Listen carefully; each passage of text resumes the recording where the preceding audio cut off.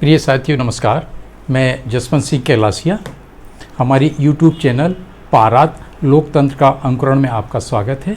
हमारी एक English YouTube channel भी है जिसका नाम है पारात जर्मिनेट्स द डेमोक्रेसी। हम सोशल मीडिया के अन्य प्लेटफॉर्म पर भी उपलब्ध हैं। हमारी चैनल के डिस्क्रिप्शन में जाकर के उसका अवलोकन आप कर सकते हैं। उसमें इसकी सभी हमारी जो प्लेटफॉर्म्स है उसकी लिंक्स दी गई हैं।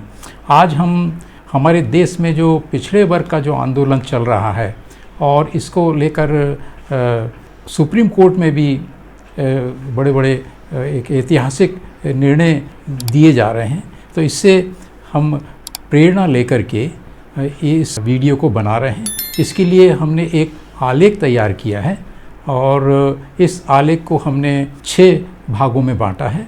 चूँकि हम लंबे वीडियो आज की स्थिति में बनाने में समर्थ नहीं हैं, अतः इस पूरे आलेख को हमने एक 6 खंडों में बांटा है। एक हम आपसे निवेदन करना चाहेंगे कि हमारा ये जो आलेख है तकनीकी स्वरूप का है, इसलिए हम सीधा इसमें एक भाषण की शैली में, वार्तालाप की शैली में को प्रस्तुत करने में असमर्थ हैं।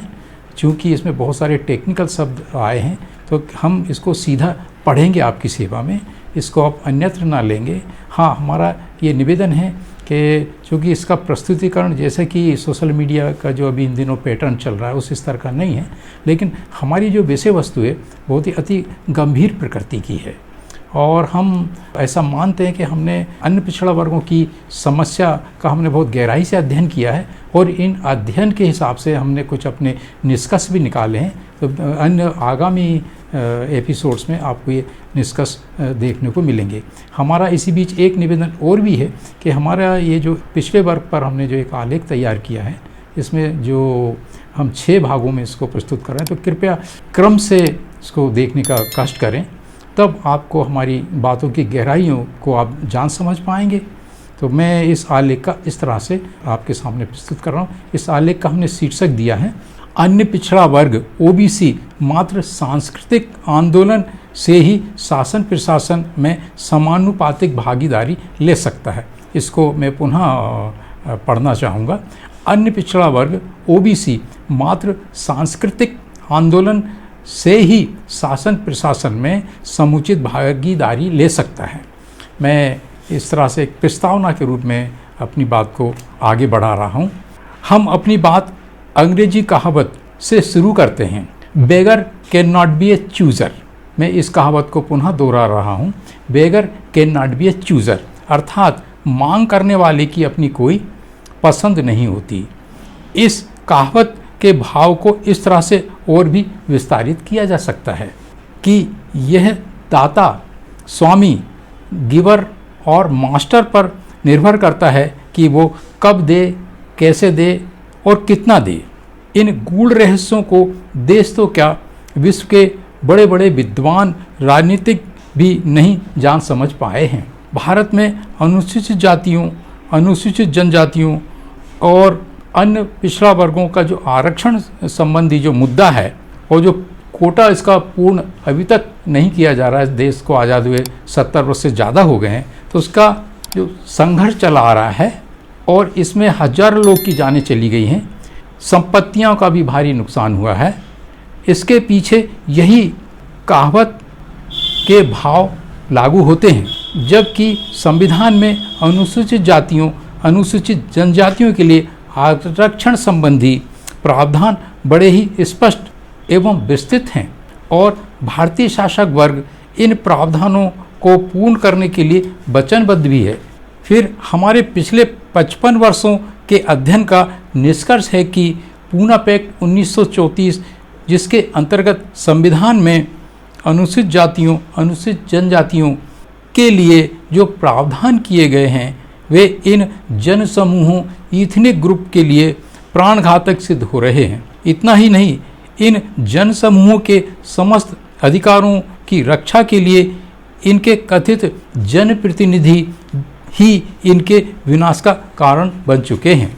इस अवस्था को तकनीकी भाषा में आंतरिक विरोधाभास, इंटरनल कंट्राडिक्शन कहते हैं।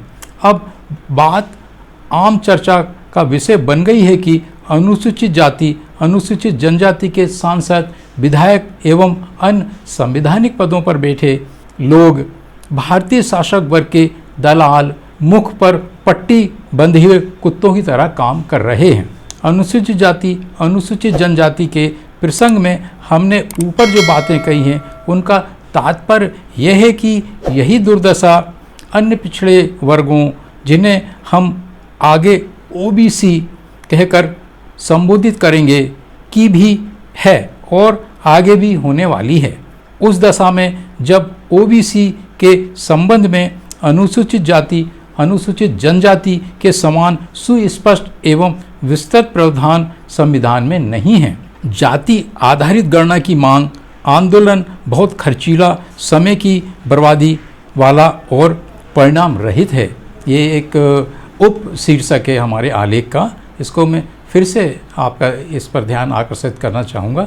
जाति आधारित जनगणना की मांग का आंदोलन बहुत खर्चीला, समय की बर्बादी वाला और परिणाम रहित है।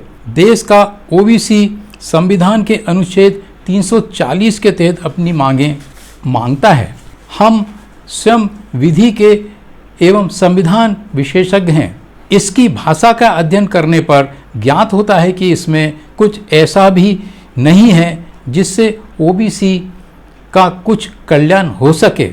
सिर्फ प्रस्ताव ही प्रस्ताव, प्रोपोजल एंड द प्रोपोजल्स ही हैं। कोई आदेशात्मक निर्देश नहीं है।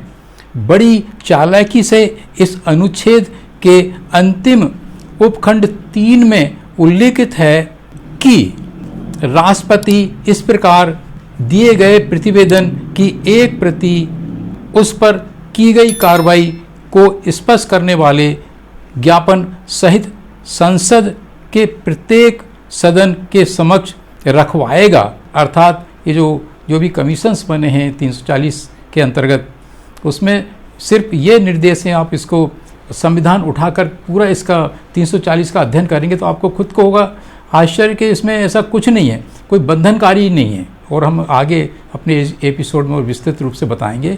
तो इसको उपखंड 3 को उन्होंने इस तरह से ख़त्म कर दिया कि भाई वो दोनों सदनों में जो कमीशंस की रिपोर्ट है और जो उसकी अनुशंसा है उस दोनों सदनों में रखा जाएगा। यहाँ से एब्रप्टली इस अनुच्छेद को ख़त्म कर दिया गया है। आगे क्या करेगा यहाँ इसका कोई उल्लेख नहीं है। इस तरह से हमारा ओबीसी वर्ग बहुत अच्छी तरह से इसमें मूर्ख बन रहा है। इसके साथ ही अनुच्छेद समाप्त हो जाता है। दरअसल में अगर भारतीय शासक वर्ग ओबीसी का कुछ भला करना चाहता तो इस तीसरे उपखंड की भाषा हमारे हिसाब से आगे ये शब्द भी जुड़े होते और दोनों सदन पर्याप्त विचार विमर्श बहस के पश्चात कमीशन द्वारा की गई सिफारिशों को लागू करने के लिए तदनुसार कानून और अन्य प्रावधान पारित करेंगे। ऐसा उसमें कुछ है नहीं। यदि वास्तव में कुछ होता तो इस प्रकार के प्रावधान इस अनुच्छेद 340 में अवश्य ही होते। इस प्रकार इस अनुच्छेद 340 में छेद ही छेद हैं जिनका भारतीय शासक वर्ग बड़ी चतुराई से प्रयोग करता है। वह इस अनुच्छेद को चारे या लॉलीपॉप की तरह सामने रख कर ओबीसी के वोटों को ले लेकर चुनाव जीतता रहता है और सत्ता शक्ति केंद्र पर कब्जा भी करता रहता है। इस चालाकी भरे काम में मदद के लिए अनुसूचित जाति, अनुसूचित जनजाति की तरह ही अन्य पिछड़ा वर्ग के नेता भी उपलब्ध हो जाते हैं जो दलालों की तरह काम करते हैं।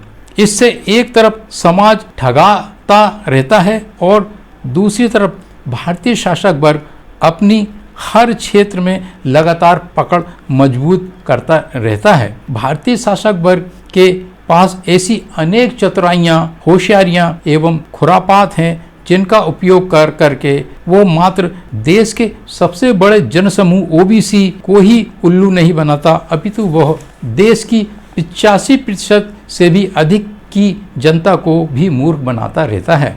इन अनेक मूर्ख बनाने की खुरापातों में से हम कुछ खास खुरापातों का जिक्र अगले एपिसोड में करेंगे। प्रिय साथियों, इस प्रकार हमारा ये एपिसोड यहाँ समाप्त होता है। ओबीसी के विषय में ये हमारा पहला प्रारंभिक एपिसोड है। आगे इसमें और भी कई गंभीर गूढ़ रहस्य वाले तथ्य हम आपके सामने प्रस्तुत करेंगे।